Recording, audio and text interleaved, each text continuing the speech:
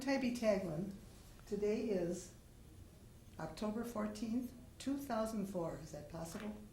And Yeah, I I have the guess it- privilege, by the way, of talking with a very good friend of everyone, Mr. Loeser, but you're not Mr., you're the mayor. Yeah, Louis. Louis, I'd like to ask a couple of questions. I really didn't know anything about your background at all. I knew that I knew you from Temple Shalom, Right, right? right. And we've seen each other, and I know Right. that you're very vibrant and very visible at the Jewish home, and people are so pleased you're there because you give everyone a lift. I Give me try. something about your background. It's totally different than anything I knew. My parents came from Europe, Eastern Europe, and spoke Yiddish in the Yeah. house. So give me something about who your parents were, where they came from. Okay. Mom and Dad both came from Germany. Mom came from Hamburg, and Dad came from Frankfurt. What year, do you know? I'm not exactly sure when Mom came over because she kind of protected that from me for some reason. She didn't really want me to know. Dad came over here in 1934, moved to Chicago with some of the Loeser family, and came to Milwaukee in 1935. That's interesting. But when he lived in Chicago, it's one little kind of funny, not funny story, little story. When Dad first came over in Europe, if you put your shoes out at night, and your family was fortunate enough to have, let's say, like a butler and a maid and all that, which his family did, they would come during the night if you put your shoes in front of the bedroom door and shine them and bring them back the next morning. So when Dad came over here, he did that, but the shoes didn't get shined. That was in Chicago, right? Right. And we were also related to Ernie Florsheim's family. Oh, yeah, of the shoes. Of which I guess Richard is active with the Federation. That's the Peter shoe lives in industry. Texas, but I know Richard is active. Now, what did your father do in Germany? Okay, Dad's family had a distillery in Frankfurt. And his parents died when he was approximately 13 years old. I see. And he and Ernst took over the family business. When Ernst came over, he came over after Dad. Dad moved to Milwaukee in 1935 with Ernst Wesheim. And Dad's background was in the liquor business. Now, was your father instrumental in bringing over his brother, or? Well, Ernst wasn't a brother. Oh, I see. Ernst's mother and Dad's mother were sisters. Oh, okay. And they both needed a job, so they had looked in the paper and they went to Metropolitan Liquor to Harry Epstein. And after talking with Harry, and they had told him both their backgrounds, he hired both of them as liquor salesmen. Dad worked there, I believe, about a year or so. And one day he called Dad in, Harry Epstein called him in, and said, "Mr. Loeser, I have to let you go because you're too good a salesman." But he kept Ernst. Ernst wasn't as good a salesman as Dad, even though he was, over the years, became executive vice president of Metropolitan. Well, Dad didn't know really what to do, and he hadn't met Mom. They didn't know each other. I was going to ask you, where did they meet? Well, that's also kind of a funny What is the situation. story on that?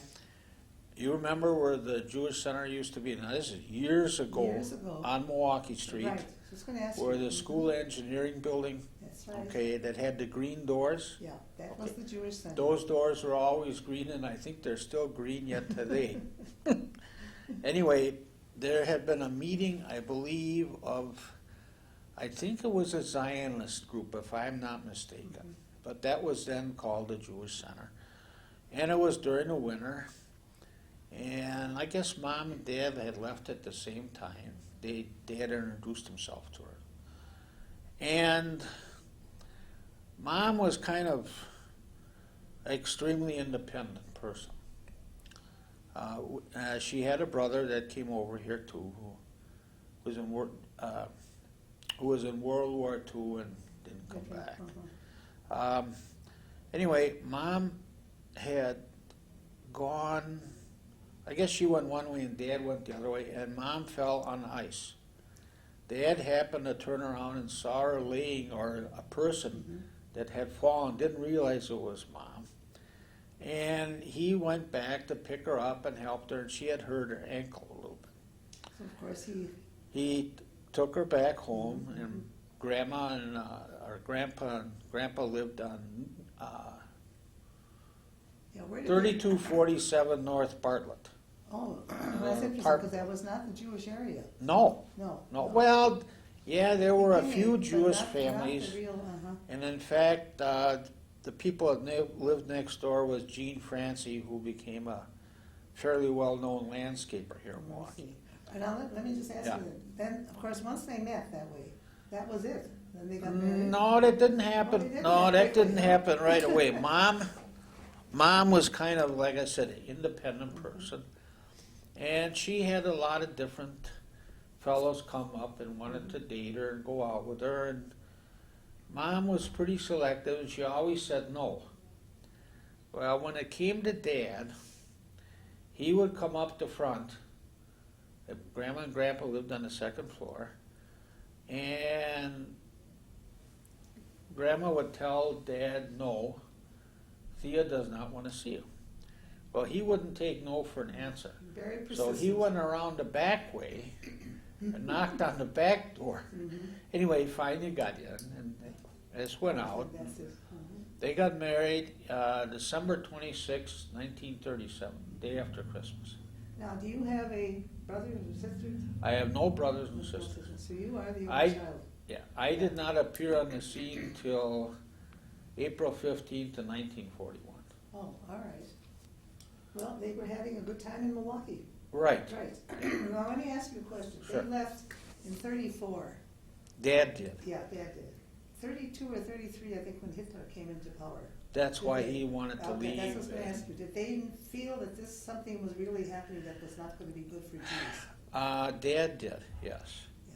He knew there was some persecution going on. Then already, he didn't like Hitler, Uh-huh. and he wanted to get out of Germany and come over here because he felt it would be a better life for him. Yeah, well, that's not because that was so early in the game, many Jews did not leave. They thought it wasn't going to happen to them. Did he feel anti-Semitism while he was there? Yes, He did. Even yeah. then. He never talked about it Uh-huh. very much. No, they never told you the story. Mm. Now, your mother, did she come with the family or on her own? Mom, Grandma, well, let's see now. Grandma, Grandpa, and Mom and her brother Curdy came over together. Yeah. And that was what And year? I'm not Oh, you're sure. not sure. I'm not Okay. sure. I know that that the family is such on Grandma's side were in the cattle business, or cattle dealers, and they all were cattle dealers here. Yeah, there were many here, some of my family. They were cattle, and they all got Really? together here, sure. My husband's Well, family. Okay, well, there was Willie Hessel. Grandma was a Hessel. Sal Stern. Yeah. Sal Stern. But at least they had a place to go. Berthold Hessel, Hessel, that's right. yeah. Uh-huh. And Willie Hessel was the first one here to die. Grandma was the oldest. There were 11 Now, brothers let and me- sisters. I- Yeah. There's so many questions I want to ask you because you have so much to say. Were they speaking English when they got here? Mom, yes, some, and Dad, some. No. So Okay. they were. And, Did they go to school when they got here? oh yeah. Yeah. I don't remember if Dad did that. I don't remember. But But your mom- Dad was more concerned about trying to make a living, okay? And after they got married, of course, and Dad had been working at Metropolitan, but then he wasn't anymore. He got involved with selling heat treating chemicals, and I don't know what he all didn't do But he was a good because he knew the salesman? war. Yeah, was an excellent salesman. Now, was he in service? No, No. All right. because Got here of after World War I. well, they were expecting me, finally. And Dad worked in a defense plant, and he did all kinds of things. He didn't know anything about chemicals. But he learned. He, but he used to, in fact, what happened, he went, the company he worked for, I think, was American Furnace Company, and there was another one called Rogers something or other.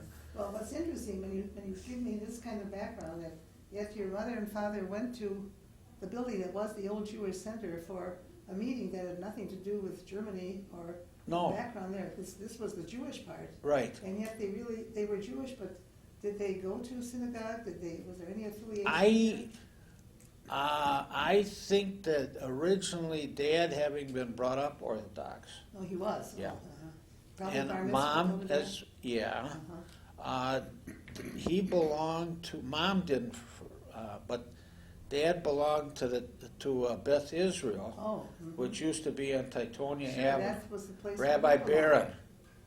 Oh, Barron was over at Emmanuel. Oh, who was the rabbi? Switch, No, not a Switch there's call. another one. It was Baumrind. kind of Baumrind, That's right. And I can remember that we would go to services on the high holidays, and the women sat on the right side and the men Beth sat Israel, on they sat upstairs, the women then, at the old Beth Israel. Titonia. Yeah, they sat upstairs. You know, I think you might be Sure. right about that. Yeah, so it wasn't. But I remember there was like a Orthodox. curtain on the right side, but I don't remember why. And Well, that's, see, why it's so interesting, because our backgrounds are so different, and yet here we are, over at Temple Shalom together, right? well, there's a reason for Yeah, that. So Mom that's- and Dad yeah. did not want me to be brought up Orthodox.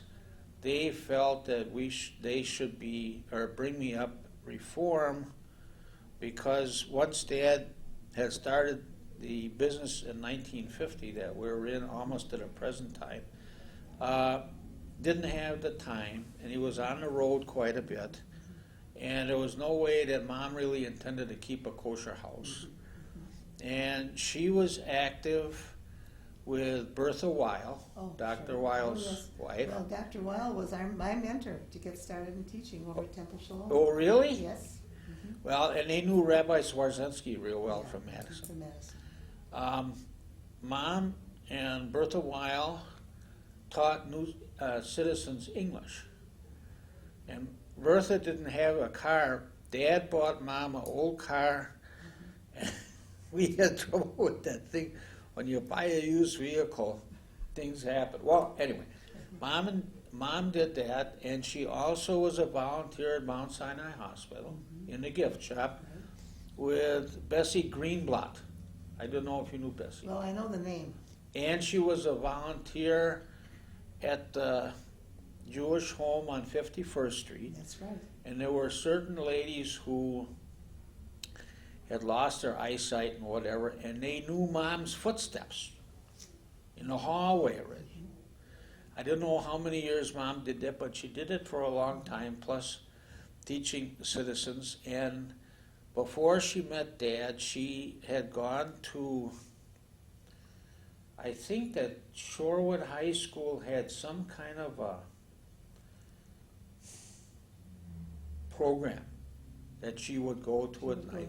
And she loved to read. She'd always read a book until, well, her eyesight wasn't so good anymore. She kind of had to give that up.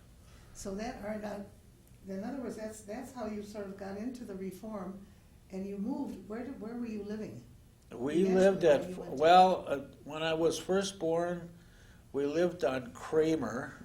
No, we lived on Marion Street, Yeah. So that already just was east of out Capitol, it was out of the east of Jewish- Oakland That's Avenue. right. It was out of the real Jewish area. Right. Yeah. And then Mom and Dad bought a duplex on Newhall Street, That's, 421350, next to the Pashevsky family. that's right, and that was just north of Oakland. No, west. Capitol, I'm sorry, it was north of Capitol. North of Capitol and west of Oakland, That's right. between Olive and Marion Street. So you went to Shorewood High School. No, I did not. Where'd you go? No, that's another story. Oh, all right, that's what I want to hear. They were Mom and Dad were very close with Fred and Ruth Meyer. And Ruth Meyer, well, Fred passed away, but anyway, Fred liked me. And they came over here the day Mom and Dad got married. They came to Milwaukee, and we're at the wedding. And Marion was about 3 years old and couldn't speak much English. Mom taught her English. Oh, And we were close to the Myers for many, many, many years. And Mom and Dad belonged to a 5-couple card club, which was Lou and Mago Bear, Leps and Ruth Wachter, the Friedbergs, Alvin and, what the heck was his wife's name? were they all of German background? Yeah, sure, they all came over. This was like the new home club. That was also involved, Mom and Dad were involved with that too. Yeah, The New Home Club, Harry Hoffman that's right. and his wife, Herda. Mhm. In fact, I know Liddy quite well. Yeah. And the other couple, let's see, there was a Friedbergs, Loeser, stuff, Well, Meyer. as you think about it, then where did you go to school when you went to high All school? right, That's I what went, wanna know. okay, I went to kindergarten at Lake Bluff School. Okay, And one year, couldn't have been very old, they used to have a little swimming pool on the corner of Lake Bluff and Morris there. And I even know the people that lived across the street, the Lampierises. Anyway, Mom and, I don't know, it was with Ruth and Marion, I'm not sure, but I was always kind of had a fear for water when I was real little already. I didn't even like going in a bathtub. And somehow I'd fallen into the pool and almost drowned it. They had to call at that time the Shorewood Rescue Squad. And from that time on, I had a fear for water, never learned how to swim. I was scared to death. Even to this day, if I could, when the water was more than 5 feet goodbye, that was it. And if I went fishing, I always wore 2 life preservers just in instead of one. case. All right, so you went to Okay, school, but where'd you go went to high Lake school? Bluff Uh-huh. for this, I guess, 2 or 3 years.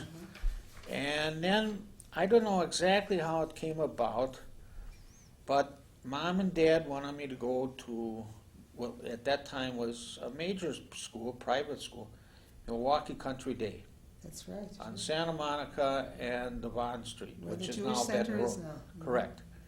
And so to Milwaukee Country Day I went. Did you know any kids that Jeffrey went there? Cash, All right, so. Timmy Fredman. Uh-huh, In fact, his aunt works in the gift shop on Sundays here, Gladys. And let me see, Jimmy Sensenbrenner, who's our congressman, was a year behind me.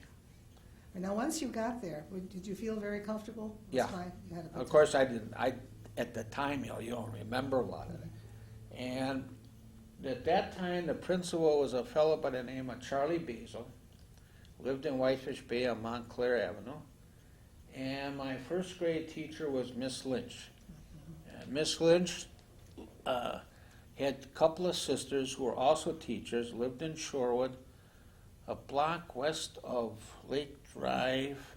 I think I don't know, it was Maitland Street, I think. Now, while you were there, Yeah. there were enough Jewish kids, but it certainly wasn't predominant. no, it was Did you not- feel any kind of problems there? at all? None. None at all? No anti-Semitism. We didn't know what that was Yeah. as kids. We were not exposed to Not that. Not at all. Now, while you were there, did your family attend synagogue or say when the High Holy Well, Days came, or? And I think Temple Shalom started when in 50. 51, something Yeah, like that. 51. Okay, Mom and Dad, Mhm. along with Dave and Sylvia Pash, That's right, who started it? Herman and Ethel Williams, Yes. Art and Roz Levine. Mhm. In fact, I just saw Lloyd here at a wedding here Sure, I Sunday. know all the names, yeah. Harold Pittler I saw Mhm. too. Who else? Well, it was quite a Williams group, was- so that's when they decided. Mrs. Arnovitz, Mhm. or Herman's sister-in-law, Addie Shapiro and Sure. Lenny was a Lenny, that's dentist. right. In fact, Noah Shapiro was a Was it teacher, that? Yes, a Sunday teacher. school Mhm, teacher. yeah. And of course, I met Mrs. Weil, Mhm. Delbert, and Shirley. Mhm. Yeah. So And anyway, so you were there, and the family was there at Temple Shalom. yeah, in our first year, or where we met, Mhm. there was a little church across from Holy Family. Yeah. And that's where Often. Shalom met. That's correct. Sure. And that's when I had the choir there. I remember. I remember that. Well, anyway, I was at Milwaukee Country Day, and I stayed there through 8th grade. I remember every teacher that I had. And Charlie Basil became a assistant principal because they hired another gentleman because Charlie was really a teacher. And the shop teacher, whose name was Cal Cooper, he and I were like Buddies. two brothers. Terrific. Well, now, when you graduated from 8th grade, where did you go for high school? I went to Whitefish Bay High School, but I wanted to say something else here. All right, okay. While I was at Country Day, they had a special situation where when you came in the front door, which is, of course, now the Jewish Center where the circular drive is, and that circular drive didn't get put in till about 1958, 59. But anyway, they had a big board on the wall, well, probably about 3 by 3 feet, made out of mahogany. And they had a metal plaque that said, don't wait to become a great man, be a great boy. Oh. So what they did was, they had a green and gold ribbon system, and gold ribbon. In order to get a green and gold ribbon, which was very unusual for any Jewish kid to get, which I got one in 4th grade, 5th grade, and in 7th grade I got a gold ribbon. But what happened in 4th grade is I had to have my tonsils out. And at that time we were still living in Shorewood, and I had come home from the hospital, and Mr. Basil, who was my instructor then for 4th grade, brought all my work home, my homework, because they didn't know if I could graduate with the rest of the class, but they would go out of their way to bring my work home. So that you could keep up with the class. So after that, I was still at home, and he came, I don't know if, I can't tell you what night it was of the week anymore. He came and he had Mom and Dad come in, and he said, Louis, it's hard for me to talk about. He said, you've earned a green and gold ribbon. I couldn't even say anything, because that was the first time that any Jewish kid at Milwaukee Country Day received a green and gold ribbon. It wasn't a big thing, it was a little... No, but it really was a big deal. Yeah. I want to go on now because, and I love hearing all this. Okay. I know you've got a lot to tell. You're at the Jewish home, all right, in between this because of many things you've suffered. Right. And the loss of the legs, Right. diabetes, And circulation. and circulation. What prompted you then? I mean, the parents are gone, you have no brothers or sisters. Right. No Dad family died. here? Dad died in 1965 in October, and it was exactly 6 months that I had gotten my Master Mason degree, which I also happened to be a Shriner as well. Shriner too. along Did the you triple. go on to college, by the way? Yes, I did. Yeah, tell me about I that. went to Whitefish Bay High School, graduated. Not at the top of the class, but I graduated. And I was a football manager for 4 years. I was on stage crew for 4 years. I was a member of audiovisual, in fact, president for 2 years. And in fact, going back to Temple Shalom, I used to show all the movies on a Saturday and Sunday mornings. So you're the So- one that knew how to run the machine. Yep. So in addition to going to Sunday school, I got paid for it because I got. Now, well, where did you go to university, to college? I went to Lincoln Junior College in Lincoln, Illinois, Oh, okay. which is about 40 miles southwest of Peoria. Was that a 4-year or a 2-year? 2-year. 2-year. 2-year school. The reason that I went to Lincoln College was because when I was at Country Day, we always had small classes.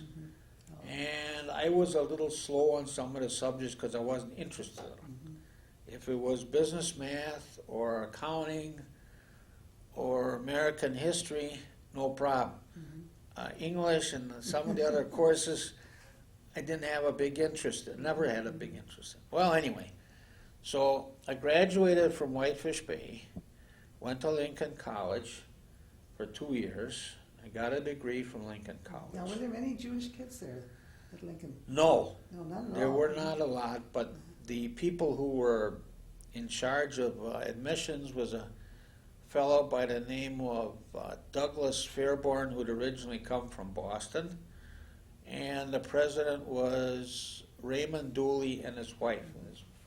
Her first name escapes me, but she was involved in admissions, and they had looked over my record and had seen, even back to Country Day, that even if my grades weren't so good, the effort was always there. So they thought I was a little, that I would work in well, but I was kind of a little unusual because they normally only took really a bright student, so to say. So I was fortunate. And since then, there are kids from the area in Milwaukee and in the state that have gone to Lincoln College. I was one of the first from this area. And probably the first Jew. Yes. Now, in all of this time that you're maturing and growing Yes. up and going to different places, did Palestine, Israel enter into your thinking at all? The fact No. that we're moving into the state of Israel? Every so often, though, we would be with people that would say, "Don't you want to go to your homeland?" I said, "My homeland is USA." "Yeah, but it's Israel." I said, "No, it's not." I said, "Maybe sometime I might go, but," I said, "I was born in the United States and this is my homeland." And as a history I got into major, trouble with some people when I would say that, but it's true. Yeah. I wasn't born in Israel. I didn't migrate from Europe Uh-huh. to Israel. But as we all to say, here. you have choices. And Yes. Your choice was excellent and was good for you. Now, when you finished Lincoln, Yeah. and then we move ahead, but you ended up at the Jewish home, which is very Jewish. Well, there's some more Orthodox, things that yeah. happened in Yeah. between. So how did that happen? Well, first, after Lincoln, and I graduated from there, I went to school in Iowa Fairfield, Iowa for about a year, but I finally decided I knew what I was going to do, that I didn't need a college degree to sell paper. And having been involved with the company, with Mom and Dad's company, from the time I was 12 years old, So you and knew I where used you to were travel. headed. Yeah, You knew where you were headed, right. used to travel with Mom and Dad to Chicago. I used to go on vacations with Dad up into Appleton, Needham, and Nassau, Rylander, and so on and so forth. You know, there were many Jews all over the state of Wisconsin, Right, there were Jewish people in Apple, not a lot. but they were there, yeah. It was actually primarily was Goyim, so to say. Yeah. But they all liked me. They liked Dad and his original partner, who was from Milwaukee. He and Dad met at a company Dad worked for here in Milwaukee years back, and we formed Lowhall Enterprises, or they did. And they had one son. So I always, from day one, I owned a little piece of it, always. Of course, now I own the whole thing, but we're closing it up as of the end of this month.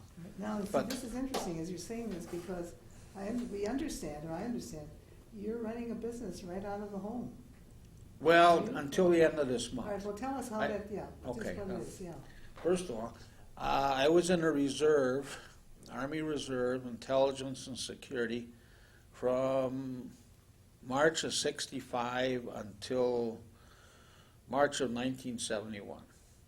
And I was like company clerk. I handled the records, the payroll, the morning reports and everything. When we went on active duty in the summer, I went all over the United States, got to take my car, went advance party, which turned out to be a very nice experience. In fact, I was very fortunate to even get in the reserve, which actually happened in '64 through a friend of ours called Phil Freund, who's now a retired, you probably know Phil, I don't know. He's a retired colonel. He spent 38 years, who also came from the other side. And his folks, his mother and stepfather lived in Shorewood at the other end of the block from us. And we would go out once in a while for dinner or whatever, and Phil was trying to get me in the reserve, and I was a little stubborn like some of us are. But then when I wasn't in college anymore, I thought, geez, I don't want to wind up on real active duty. I better do something. So I went into the reserve on my German background, because I took 7 years of German. which was extremely easy for me because Grandma and Grandpa always spoke German and I'd answer in English. All right, that was from 65 to 71. I would have stayed longer except for our business. I would have stayed at least 20 years or more to try to become a warrant officer. But of course that didn't happen, unfortunately. And then my father took quite ill again and passed away in 1965. And I was 24 years old. And I happened to be in a good position, but I could not take the company over at that time. And we had a fellow working for us. And we had an excellent attorney at that time. And Mom and I kind of decided half a pie is better than no pie. So we let this other fellow buy in, and we owned it 50-50. In 1989, Mom and I bought him out, and what had happened is we had gone to Switzerland once a year for about 10 days. We had some relatives that lived in France, and they had always told us that if something would happen, there would be an inheritance, and that we were the only members of the entire family that they trusted. There was an aunt living in New York that was still alive. She passed away. She was in her high 80s. And one here in Milwaukee who really didn't have much interest in the whole situation. So eventually everything came to you then? Well, to Mom and me as Yeah, such. and then eventually. And there was an aunt still living in Mulhouse, France. So they trusted us, and when it came down to the end, the whole decision as to who would receive anything at all, if anything, would be up to Mom and me. And she let me make the decision. And there were 3 cousins here, and they each received something. And even though I don't have a lot of contact with them anymore, it was my decision. Good. So then eventually when what you're doing from the home, you're kind of tying up the end of the business. Yeah, well then in 1995, it was discovered that I had congestive heart failure. And I had 6 bypasses. Also, were you a diabetic as a child? No, No. Came that in did later? not happen until 1989. What had happened was I was a little short of breath. Mom and I lived at the Regency House for 30 years. She and I were, let's say, one of the original couples that moved in.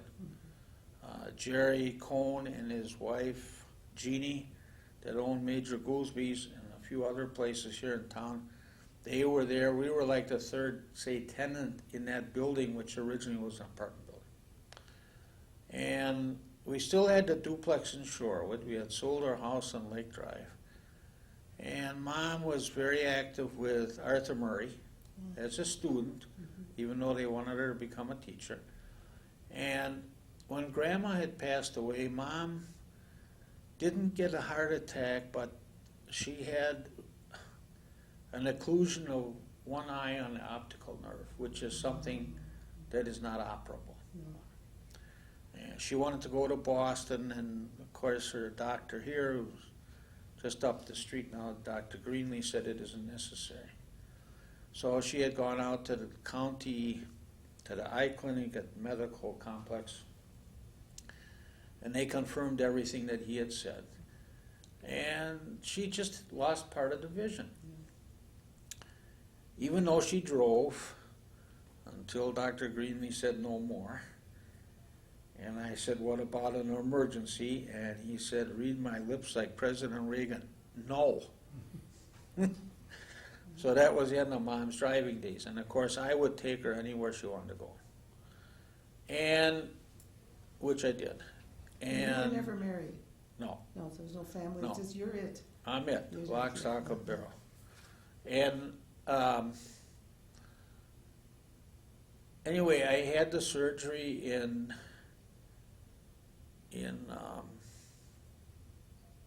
1995. It was the weekend, the Thanksgiving weekend. I wanted to leave St. Mary's, and Dr. Borton said, "You're not moving out of here." And I said, "But what if I want another opinion?" He said, "I'm sorry, there isn't time." And he said, "I'll bring the surgeon in." This was the day after Thanksgiving. On a Friday, he brought in Dr. Brenowitz on Saturday morning, and we talked for a little bit. And I asked Dr. Brenowitz, I said, "This may be foolish, but how many patients do you lose?" He looked at me, and he said, "Not very many." I said, "Well, I don't want to be in the not very many. I want to be in the ones that survive." Well, as it turned out, I was in surgery almost 9 hours. I came out. I was in intensive care almost 3 weeks. They didn't think I would make it, but I fooled them. A cat of 9 lives. I got through it. Then I couldn't drive for a couple of months. Doc Spector said, "Louis, you'll be able to drive, but it's going to be a while." Okay. So when he gave me a green light, I could go to the office a half hour every other day. And I did that. And it was kind of tough for me, but I did it. Tough in the fact that it's hard running a business if you've been in it almost all your life. Not that I was that old, but it was my life. Well, yeah, obviously, you know, you have a positive outlook all the way through. And what you're doing now, I mean, we hear so many good things about you at the home. You are very important there. Now, you're there as a resident. Right. Well, then I lost, in addition, in 1997, I lost my left leg below the knee. They just wanted to take a foot, and I said, "Look, I don't want to go through this in another 6 months and lose another part of it."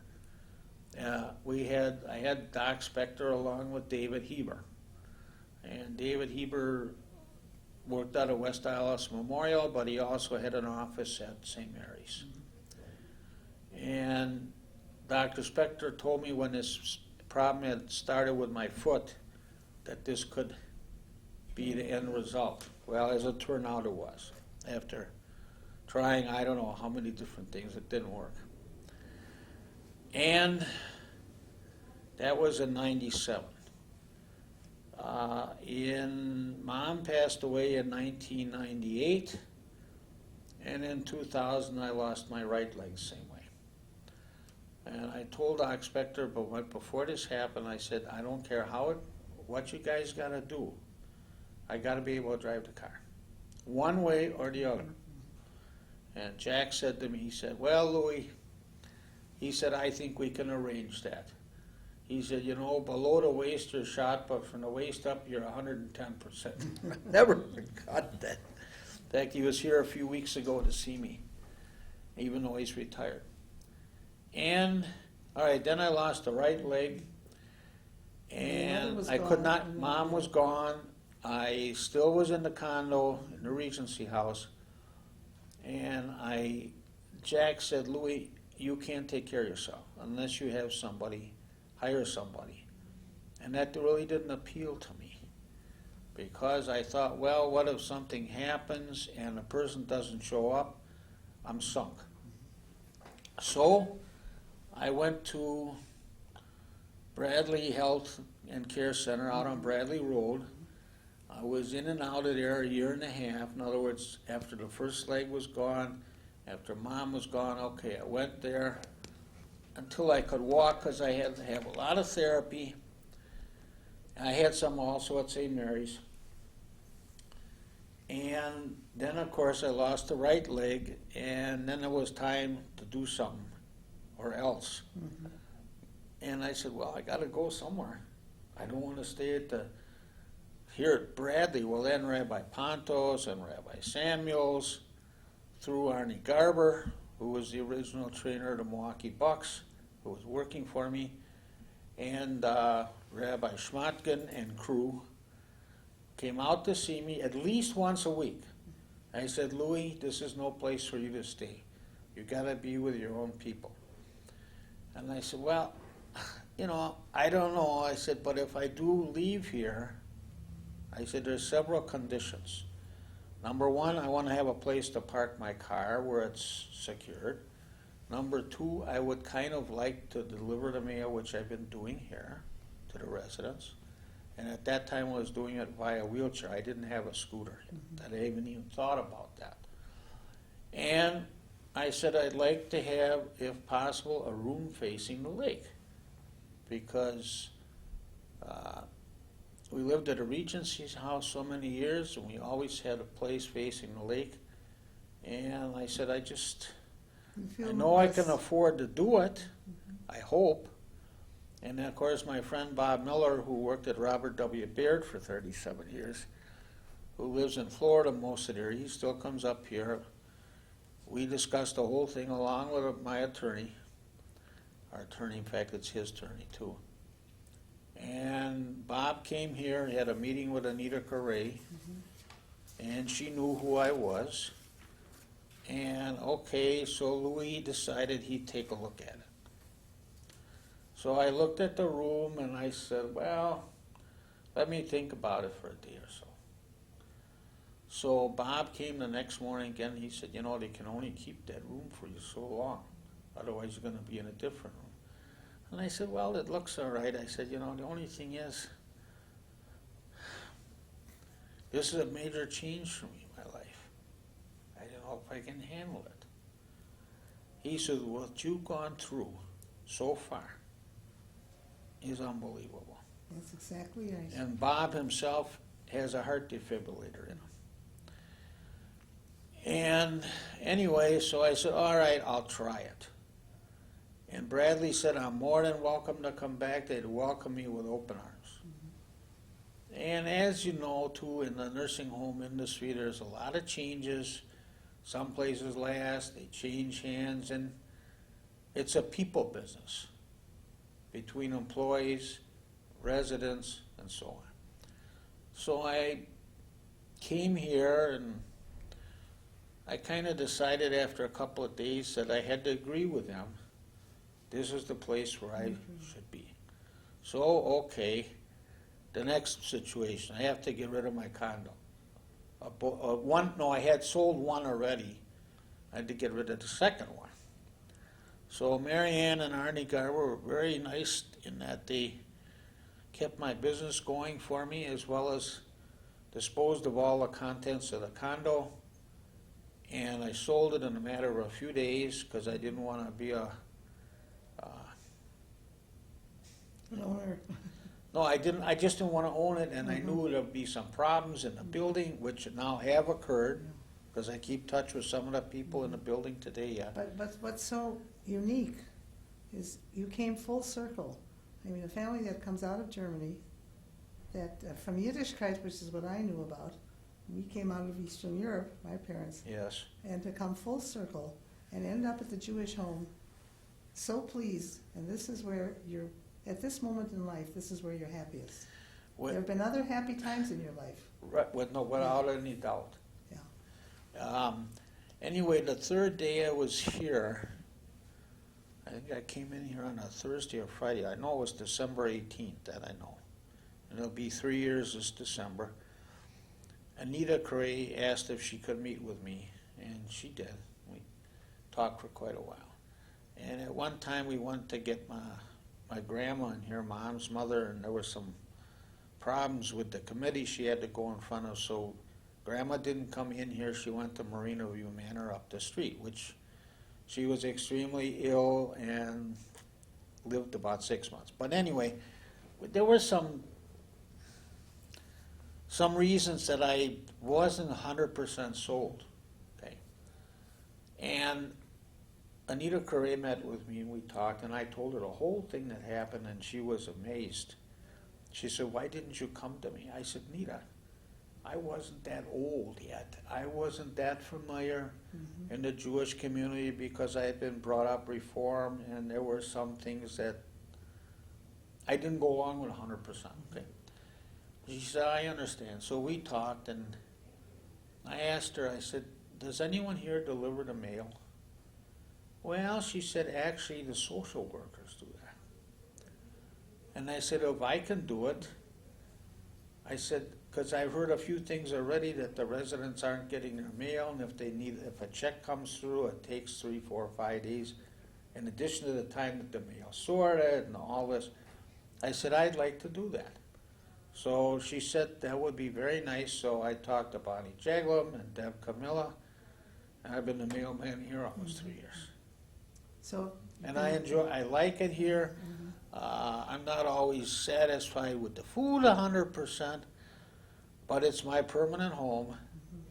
And as Doc Spector said, I have a good attitude, and a lot of the people here think so. So here I am. Well, that really sums it all up. I mean, your story is unusual. I'm happy I'm here. I was just going to ask you. And that I'm appreciated a yeah. little bit. And you have done that. It's who you are. You made sure that wherever you were, you take the positive attitude. Well, I was kind of brought up that way. I know some people might not be as positive as I am. Even though I've always been kind of a optimist. But still, a person gets set in his ways. And it is hard to change. That's right. It's very hard to change. But I know quite a few people here. In fact, there's a young lady here. I went out with her mom. We went to Sunday school together, Elaine Bernhardt. Oh, sure. Married Perry Friesler. Okay. Well, Toby and I have become very close friends. Elaine was my student. I know she was. You know that, sure. And when I first came here, I didn't know, I knew a Toby. But I happened to deliver some mail to her grandma, and Elaine was there, and I didn't quite get the connection. Not that I was stupid, but I really it didn't register. Yes, And then I said, are you the Elaine Bernhardt whose mother used to sell all the World Book encyclopedias? She said, how do you remember that after all these years? I said, because she sold more than anyone in the state of Wisconsin. Right. She was a very vibrant person, I know that. Well, anyway, Elaine said, you're right. And, of course, we didn't get married, but Toby and I have become very good friends. We have lunch together in the Oasis almost every day. Be sure to say hello for me. I will. Absolutely. I will. Toby and Elaine. And Toby is such a Oh, she's an unusual woman. unbelievable person, extremely bright, and what she has, it's not easy for her to keep her spirits up, believe me. In fact, she comes to the 5th floor for exercise almost every day, because she didn't like the exercise program on the 2nd floor. So she comes up to the 4th floor. Originally she was on the 5th floor, but they had moved her to the 2nd floor, and this is long before I got Well, there. it's, I mean, we could go on for Oh, hours and hours. I could go Yeah, on. and I have learned a lot. Unbelievable. Listening to a story that's totally unique and so positive. And it's a joy to see you again. I mean, we think back, so. I'm gonna Remember ask you Dottie one final Parrish? question. Dottie Parrish, When I sure. saw her, I thought, she was on a cane, and I came in the Oasis, and I said, Dottie, you don't remember me, do you? I hadn't seen her in, 35 years? And her husband, I can't think of his name now. Peter. Used to be a very close friend of our original attorney, Bob Schrader. Yeah. They used to have lunch once or twice a week at George Webb on 3rd Street. Yeah. Well, you see, with everything you're saying, I mean, you're a walking history book. You're That's giving what Arlene things of said. what this is all about. Arlene Pels, who I got extremely close to, said there's Encyclopedia Britannica and there's Louis. And that's right. That's a good way to end this now. You are the Encyclopedia and Louis, and it's a joy. I mean, it's a joy seeing you again. I know that we've seen each other. Oh, but yeah. now we've really. It's been I even my remember, pleasure. I think, Yeah. when I was in the choir, Of course, sure. when Marilyn and Mimi Pash. Yeah, that's right. Very beginning. Well, I'm sure that we'll see each other again. Oh, I'm I wanna sure we Thank will. you very, very much. You're because more than welcome. This is the history of what this community is all about. Take care. Sei gesund. Thank you. Thank you. You're welcome.